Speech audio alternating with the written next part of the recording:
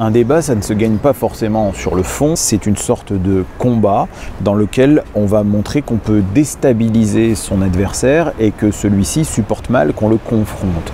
Il y a 5 ans, Marine Le Pen avait bien compris cette idée puisqu'elle a cherché à énerver, à faire sortir de ses gonds Emmanuel Macron sans succès. Macron semblait mieux préparé qu'il a, selon beaucoup d'observateurs, emporté ce débat. Donc celui qui s'énerve, c'est potentiellement celui qui perd. C'est celui qui ne s'énerve pas et potentiellement celui qui gagne. Marine Le Pen, de nouveau, a inclus cette stratégie-là, puisque ça fait des semaines qu'elle parle de calme et de sérieux et de sérénité. Sa stratégie à elle, c'est de montrer que c'est lui, en fait, qui est fébrile parce qu'il n'arrive pas à lui faire barrage.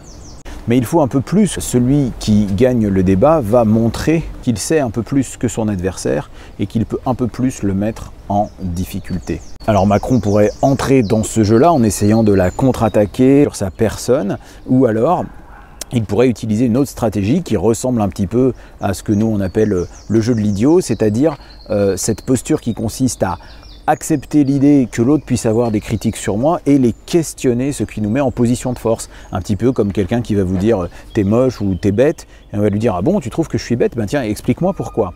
Et en fait, c'est ça qui va être très déstabilisant et qui va le ramener finalement sur le fond du débat. Alors, est-ce que c'est cette stratégie-là qu'il va utiliser ou pas? J'en sais rien. En tout cas, je vous invite à regarder ce débat avec un œil critique, parce que le vrai enjeu du débat, c'est qui va encaisser comment l'agressivité. Ça risque d'être, de ce point de vue-là, extrêmement intéressant.